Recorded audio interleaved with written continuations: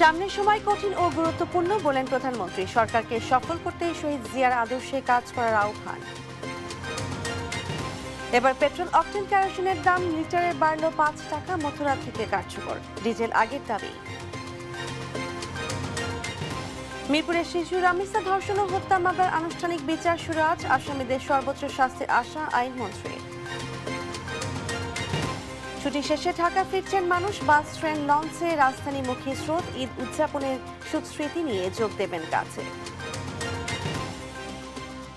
বাজেটে ফিরছে কালো টাকা সাদা করার সুযোগ খাটাতে হবে আবাসন খাতে। এটি দুর্নীতির সহায়ক বলছেন অর্থনীতিবিদরা। ফের আলোচনায় গঙ্গার পানি বন্টন চুক্তি। মে মাসে হয়ে গেল পানি শেষ ভাগাভাগি। চুক্তির মেয়াদ শেষ হচ্ছে ডিসেম্বরে। এবং মিয়ানমারের গ্রামে খনির বিস্ফোরণ দ্রব্য 25 নারী সহ 55 জন নিহত, আহত অনেক, এখনো আটকে আছেন অনেকে।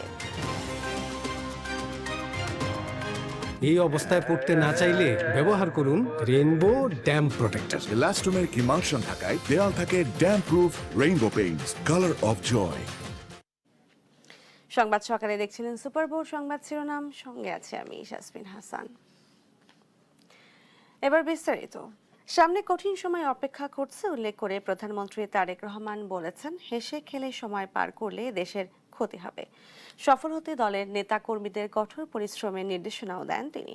বলেন, জিয়াউর রহমান যেভাবে দেশকে সামনে এগিয়ে নিতে চেয়েছিলেন সেভাবেই কাজ করতে হবে।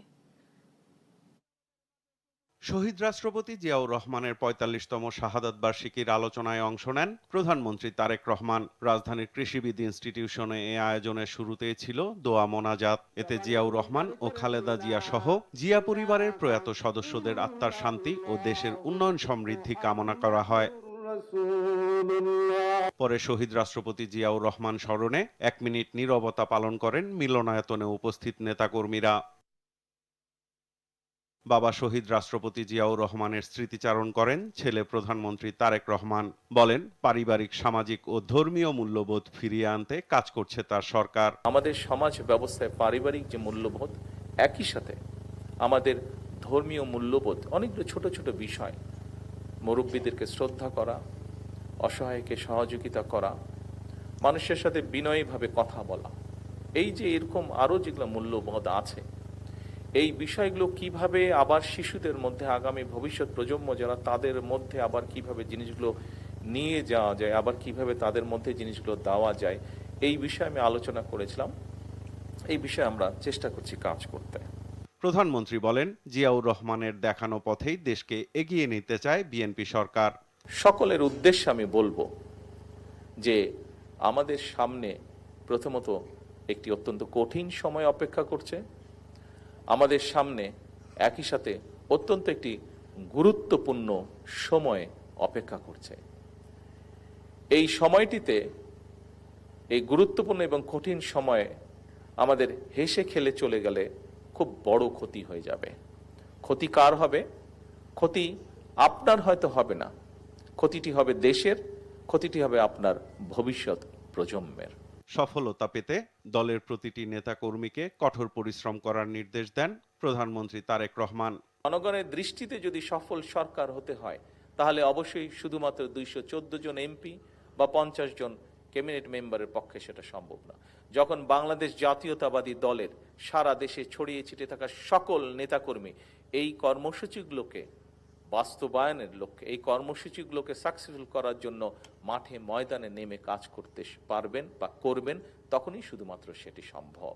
তারেক রহমান বলেন, নির্বাচনের আগের নেয়া বিএনপির পরিকল্পনা সফলভাবে বাস্তবায়ন করতে চায় বিএনপি সরকার।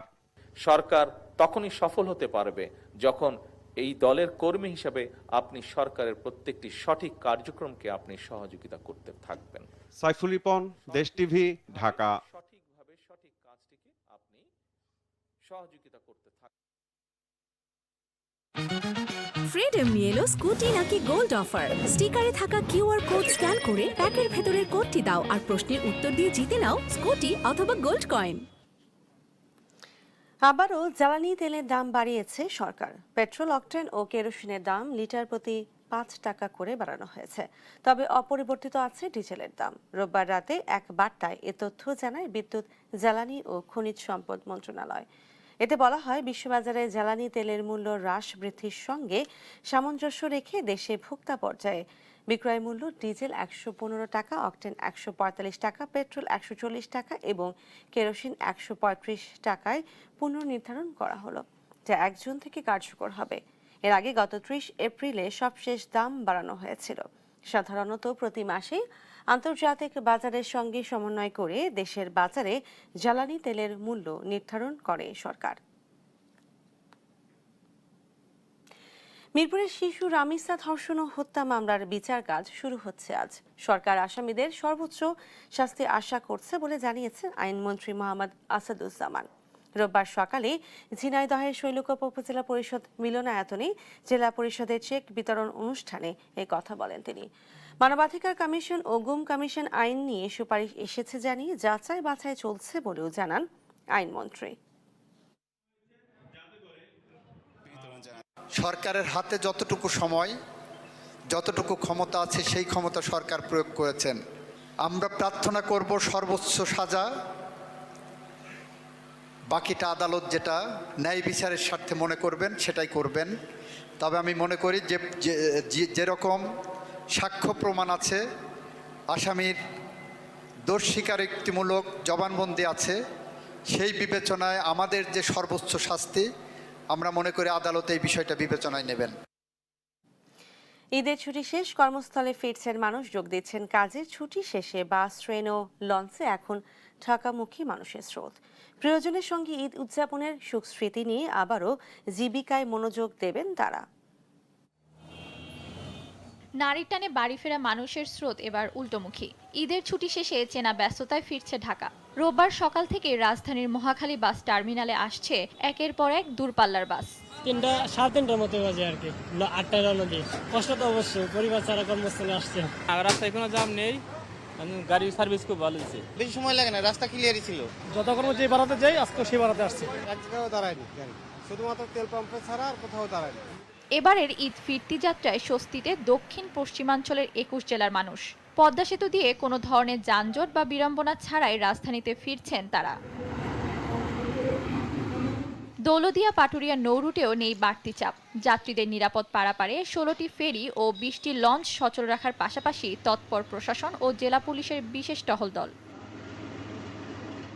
তবে কিছুটা ভিন্ন চিত্র দেখা যায় বরিশালের লঞ্চঘাট ও দূরপাল্লার বাস টার্মিনালগুলোতে।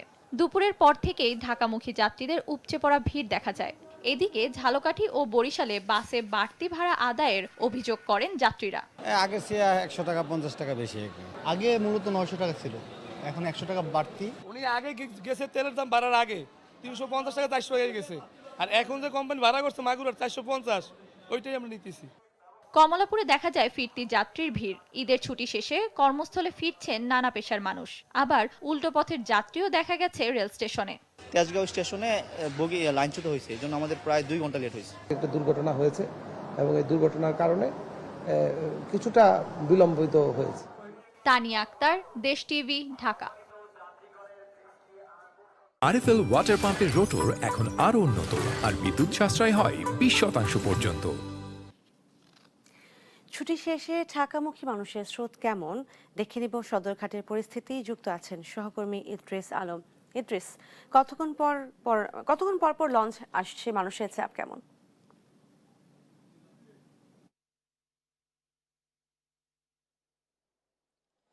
সাজমিন যেমনটি বলছিলেন, এর মধ্যে কিন্তু ঢাকা থেকে যেসব মানুষ ঈদ করতে নিজ নিজ কর্মস্থলে গিয়েছিলেন তারা কিন্তু শুরু করছেন। আপনি জানেন যে ঈদের ছুটি শেষে নিজ নিজ কর্মস্থলের জন্য ঢাকায় ফিরছেন মানুষ। এর মধ্যে সদরঘাটে কিন্তু বেশ কয়েকটি লঞ্চ এসেছে এবং সেসব থেকে যাত্রীরা কিন্তু ফিরছেন। একই সাথে যদি আমি জানিয়ে রাখি, সদরঘাটের বেশিরভাগ লঞ্চ কিন্তু মূলত ভোর রাতে এসে এই সদরঘাটে অবস্থান করে এবং যাত্রীরা নেমে যায়।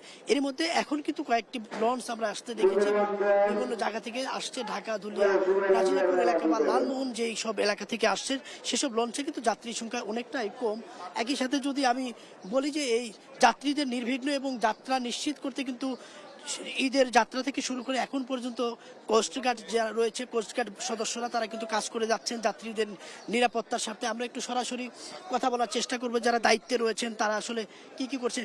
এবারের ঈদ যাত্রা আপনারা কিভাবে দেখছেন, কতটুকু দায়িত্ব পালন করতে পেরেছেন এবং কেমন ছিল?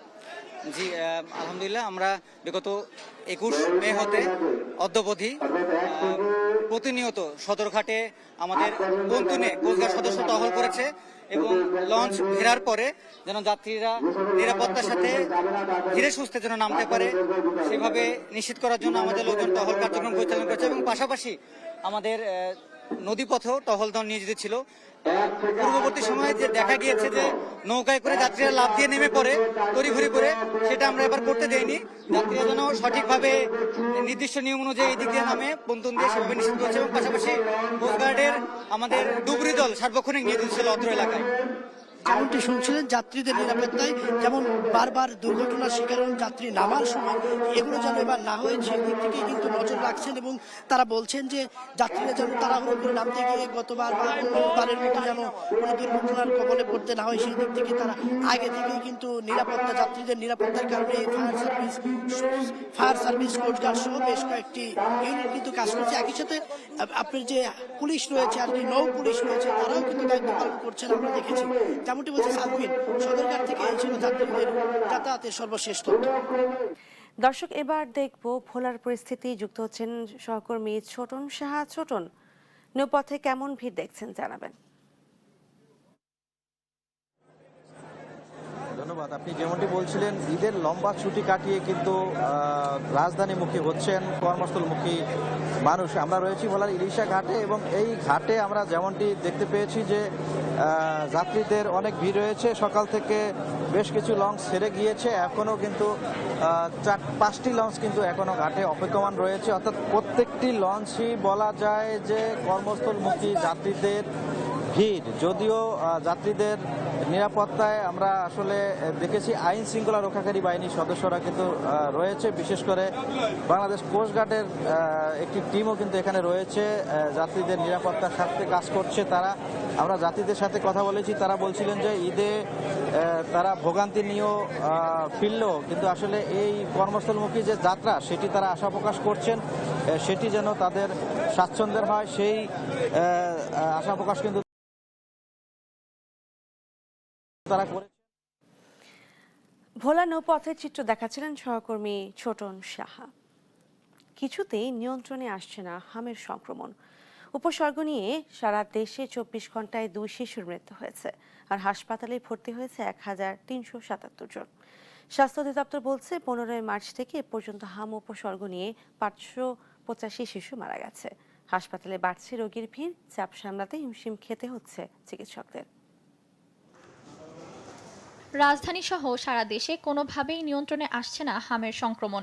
দিন দিন আশঙ্কাজনক হারে বাড়ছে মৃত্যুর সংখ্যাও। রোববার সকাল থেকেই রাজধানীর মহাখালীর ডিএনসিসি হাসপাতালে দেখা গেছে রোগীর ভিড়। হাসপাতাল কর্তৃপক্ষ জানান, দুপুর পর্যন্ত 35 জনেরও বেশি শিশুকে প্রাথমিক চিকিৎসা দেওয়া হয়েছে, আর যাদের অবস্থা আশঙ্কাজনক এমন 8 জন শিশুকে জরুরি বিভাগে ভর্তি করা হয়েছে।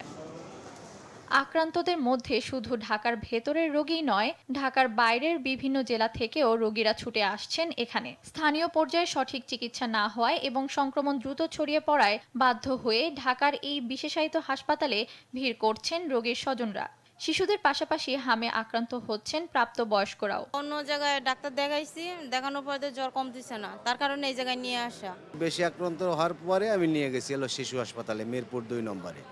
তা 2 নম্বরে নেওয়ার পরে ওইখানে ডাক্তার দেখা প্রথমেই দেখে হারা বলছে যে এটা হামের রোগী। বারবার ডাক্তার কাছে 2 গেছি, 2 রিকোয়েস্ট করেছি, আমার ভর্তি দেন, আমরা দূর থেকে আসি, আমার কোনো থাকার জায়গায় নেই। হামের এই ঊর্ধ্বমুখী সংক্রমণ ও মৃত্যুর মিছিল থামাতে সরকারকে দ্রুত বিশেষ পদক্ষেপ গ্রহণের তাগিদ নাগরিকদের। তানিয়া আক্তার, দেশ টিভি, ঢাকা। নওগাঁয় হাম পরিস্থিতি কিছুটা নিয়ন্ত্রণে এসেছে বলে দাবি করেছে স্বাস্থ্য বিভাগ। বিস্তারিত জানাবে নওগাঁর সহকর্মী কাজী কামাল হোসেনের কাছ থেকে।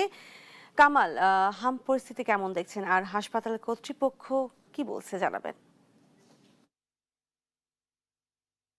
শাজমিন, আমি নওগাঁ সদর হাসপাতালে আছি। এইখানে এই মুহূর্তে ভর্তি আছে প্রায় 5 জন রোগী এখানে হাম আক্রান্ত রোগী ভর্তি আছে এবং এর জন্য একটু আলাদা ওয়ার্ড করা হয়েছে, আইসোলেট করা হয়েছে, যে আইসোলেশনে হামের স্পেশাল রোগীদের ভর্তি করানো হচ্ছে। নওগাঁয় বলতে গেলে বেশ দীর্ঘ 1 মাস যাবত হামের ক্যাম্পেইন করা হয়েছে, টিকা দেওয়া হয়েছে, কিন্তু তারপরেও উল্লেখযোগ্য হারে যে নিয়ন্ত্রণে আসে সেটা এখনো আসেনি। বলতে গেলে নওগাঁয় সন্দেহজনক রোগীর সংখ্যা প্রায় 435 জন হাম রোগী পাওয়া গেছে এবং নিশ্চিতভাবে পরীক্ষা করে পাওয়া গেছে এতে প্রায় 25 জন। এর মধ্যে হাসপাতালে চিকিৎসা নিয়েছে প্রায় 214 জন রোগী।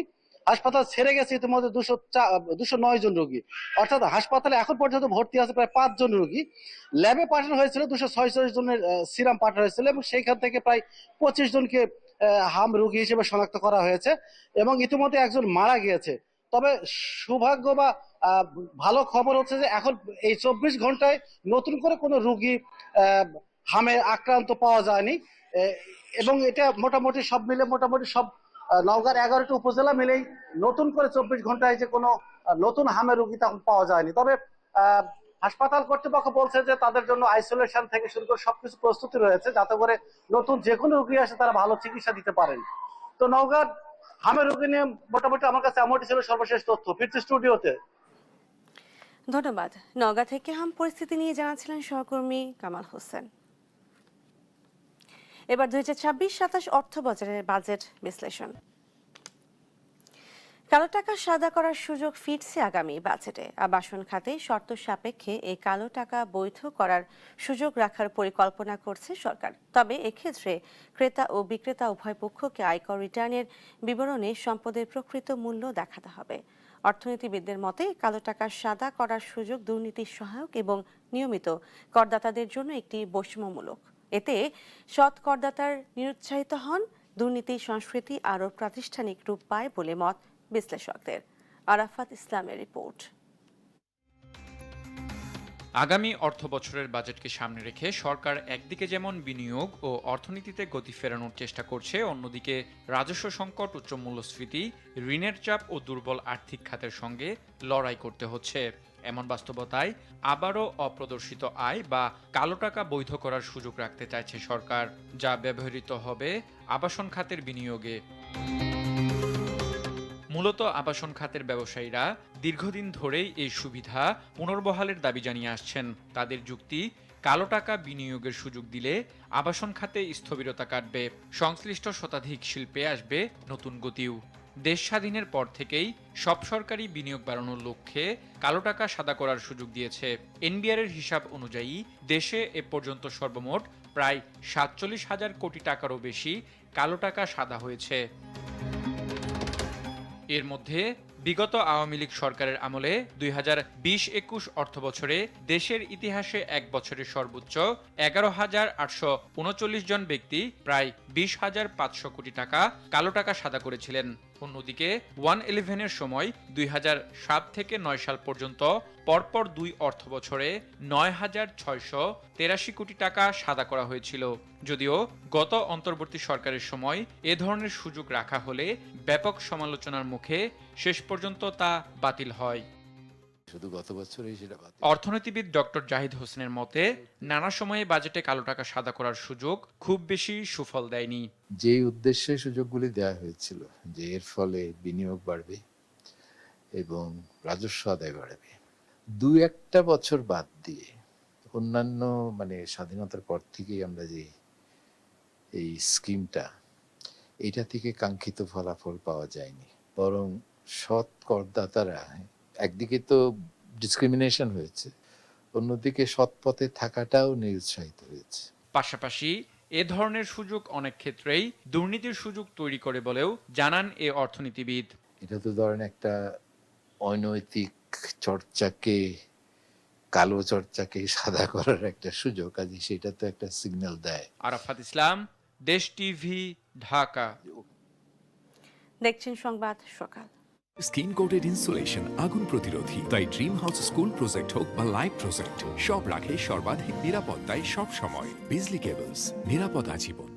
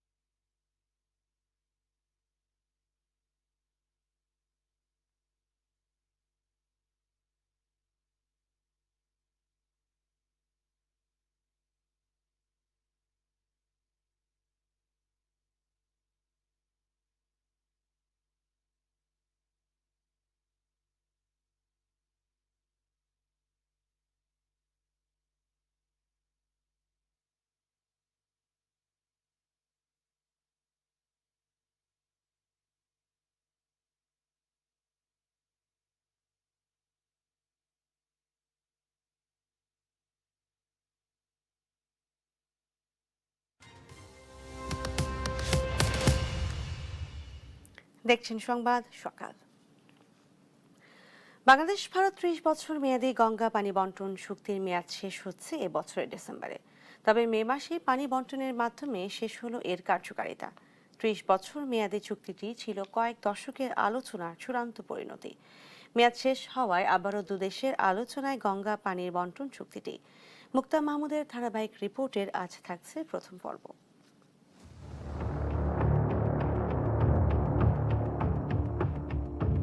সীমান্তের কাছে ফারাক্কায় গঙ্গা নদীতে বাঁধ দিয়ে ভারত একতরফাভাবে পানি প্রত্যাহার করতে থাকায় বাংলাদেশের পদ্মা সহ এর শাখা নদীগুলোতে পানি প্রবাহ কমে দেশের উত্তর পশ্চিমাঞ্চল ও দক্ষিণ পশ্চিমাঞ্চলের কৃষি ও জীববৈচিত্র্যে নেতিবাচক প্রভাব পড়তে থাকে। এমন ইস্যুতে প্রতিবেশী ভারতের সঙ্গে বাংলাদেশের সম্পর্কে তিক্ততাও তৈরি হয়। 1972 সালের 19 মার্চ বাংলাদেশ ভারত মৈত্রী সহযোগিতা ও শান্তি চুক্তি স্বাক্ষরিত হয়। এই চুক্তি মোতাবেক পানি সম্পদ বন্টন, সেচ, বন্যা ও ঘূর্ণিঝড় নিয়ন্ত্রণের মতো বিষয়গুলির জন্য একটি যৌথ নদী কমিশন গঠন করা হয়।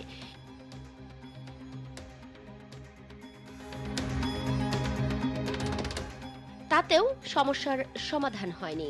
৭৫ পরবর্তীতে দেশের রাজনৈতিক পট পরিবর্তনে দুই রাষ্ট্রের মধ্যে দূরত্ব তৈরি হয়।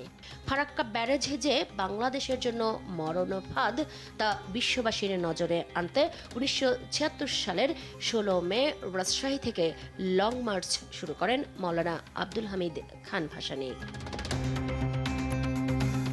ওই বছরেই ৩১তম জাতিসংঘ সাধারণ সভায় এ নিয়ে প্রতিবাদ জানায় বাংলাদেশ। এরপর জাতিসংঘের পরামর্শে আবার দুই দেশের মধ্যে আলোচনা শুরু হয়। 1977 সালে বাংলাদেশের ক্ষমতার পট পরিবর্তনে সেই বছরই রাষ্ট্রপতি জিয়াউর রহমান ও ভারতের প্রধানমন্ত্রী মোরারজি দেশাই 5 বছর মেয়াদী পানি বন্টন চুক্তি স্বাক্ষর করেন। 1982 সালে সেই চুক্তির মেয়াদে শেষ হলে তার আগায়নি। পরে 1982 ও 1985 সালে দুই দেশের মধ্যে মেমোরান্ডাম অফ আন্ডারস্ট্যান্ডিং MOU স্বাক্ষরিত হয়। 1993 সালে জাতিসংঘের সাধারণ অধিবেশনে ও 1995 সালে জাতিসংঘের প্রতিষ্ঠা বার্ষিকীতে ভারতের একতরফাভাবে গঙ্গার পানি প্রত্যাহার ও ফারাক্কা বাঁধের বিষয়টি উত্থাপন করেন তৎকালীন প্রধানমন্ত্রী খালেদা জিয়া।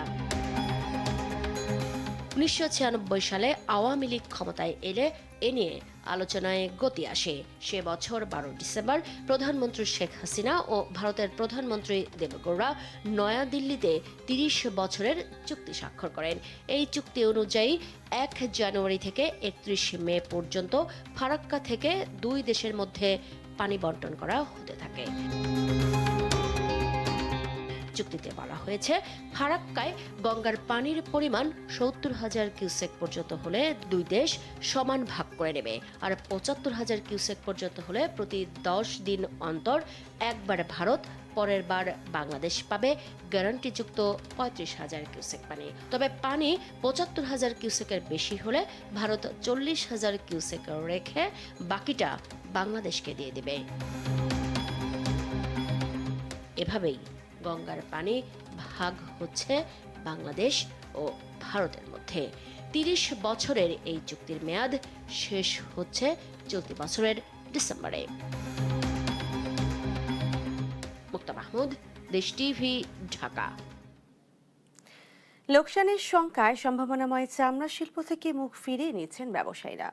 বাড়তি খরচ, কাঙ্ক্ষিত দাম না পাওয়া ও মধ্যস্বত্বভোগীদের দৌরাত্ম্যে হতাশ হয়ে পড়েছেন তারা। বিশ্লেষকেরা বলছেন, ব্যাংকের ঋণ নির্ভরতায় এ খাতে বিপর্যয় নেমে আসছে। আলভি রাহানের রিপোর্টে বিস্তারিত। চামড়া শিল্প বাংলাদেশের দ্বিতীয় বৃহত্তম বৈদেশিক মুদ্রা অর্জনকারী খাত। দেশের রপ্তানি আয়ের একটি বড় অংশ আসে এই শিল্প থেকে। কিন্তু একদিকে বাড়তি খরচ, অন্যদিকে ঠিকমতো সংরক্ষণ করতে না পারায় ভালো দাম পাচ্ছেন না চামড়া ব্যবসায়ীরা।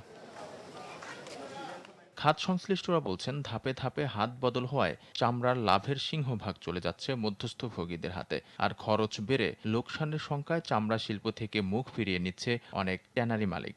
এখানে কিন্তু 2-3টা হাত বদল হয়ে আপনার চামড়াটা কিন্তু আপনার আমাদের হাতে আসে। এখানে কিন্তু একটা মুনাফা কিন্তু মধ্যস্বত্বভোগীরা আপনার ভোগ করে। চামড়ার সরকারি দাম নির্ধারণ করার সাথে দ্বিমত পোষণ করে বিশ্লেষকরা বলেন, কাঁচা পণ্যের দাম উন্মুক্ত থাকা উচিত। শক্ত পদক্ষেপ লাগবে।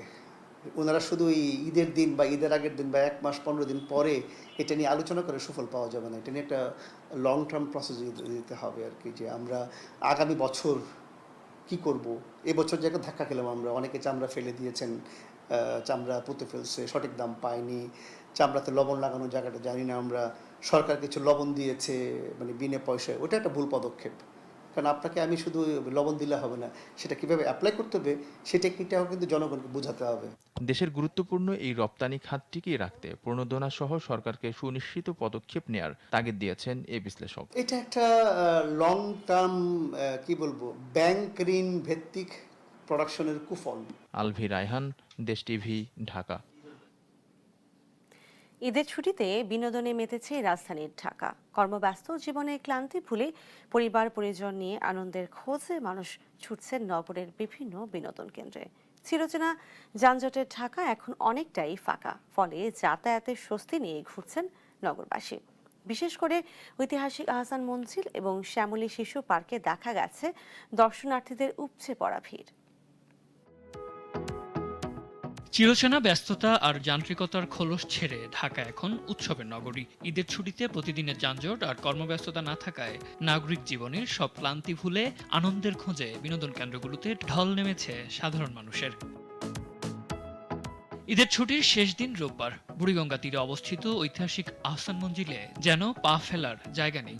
সব বয়সী মানুষের উপস্থিতিতে মুখর এই ঐতিহাসিক স্থানটি। দর্শনার্থীরা বলছেন, দৈনন্দিন কর্মব্যস্ততার কারণে সময় দেওয়া হয়ে ওঠে না পরিবারকে, তাই মনের খোরাক মেটাতে ঈদের দীর্ঘ ছুটিকেই বেছে নিয়েছেন তারা। আমরা যারা চাকরিজীবী তারা দেখা যায় পরিবার নিয়ে ঘুরে বেড়ানোর সময় খুবই কম পাওয়া যায়।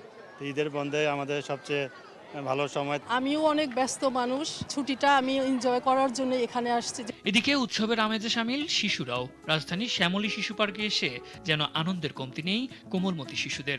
দোলনা, ট্রেন আর নাগরদোলায় চড়ে শৈশবের ডানায় ভর করে উঠছে তারা। বাবা মায়ের হাত ধরে এই আনন্দ যাত্রায় শামিল হতে পেরে খুশির জোয়ার ক্ষুদে দর্শনার্থীদের মনেও।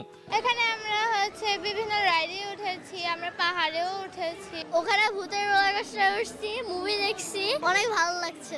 অনেক ভালো লেগেছে, আমি আমার বাবা মায়ের সাথে এসেছি।